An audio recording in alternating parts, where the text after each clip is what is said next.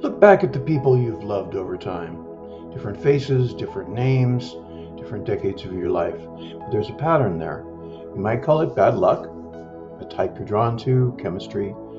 It isn't chemistry. It's a pattern embedded in you, learned from your family, and we know how it works. You didn't choose your type. Most relationship pain isn't about incompatibility or values or even love running out. It's a mismatch of attachment styles, different desires for closeness colliding. Dr. Amir Levine and Rachel Heller spent years studying how humans bond and found something consistent across every culture they looked at. We each carry one of three attachment styles, formed early, running quietly underneath every single relationship we ever have. And these three are: first, secure. About half of people are this type. You're comfortable with closeness, warm, consistent, able to give and receive affection without difficulty. The second type is called anxious, and this is about 1 in 5 people. Craves intimacy, worries constantly about whether the relationship is safe, whether they're loved enough, whether the other person is pulling away, and hypervigilant for any signs of distance. The third type is called avoidant, and this is about a quarter of people. Experiences closeness as a threat to your independence, keep your distance as a form of safety, and need less emotional contact to feel fine, or tell themselves they do. A smaller number carry a mix of both, anxious and avoidant at once, wanting closeness, fleeing it in the same breath. None of these are a diagnosis. They're a pattern, and it's formed before you had any say in it, running on autopilot ever since. So an anxious person paired with an avoidant person is one of the most common and most painful combinations there is. The anxious person reaches out, the avoidant person steps back, and the retreat triggers more reaching. So the reaching triggers more retreat. And neither one's doing anything wrong. They're both doing what their wiring trained them to do. But the dynamic itself manufactures the exact suffering that both of them are trying to avoid. So this is why you keep picking that same person even when the face changes.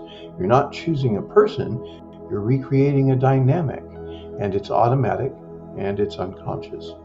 So how do you stop that repeat? And it's not by finding a better type. It's by learning to read what's actually happening in yourself and in the person across from you, instead of running on the old autopilot that's wired in. Discovering someone's attachment style takes attention. Watch how they respond to your need for closeness. Listen to what they say. And just as importantly, listen to what they don't say, the subjects that they avoid, the questions that get answered with a change of topic, the silence that follows a request for closeness. These are signals too, maybe the loudest ones you'll get.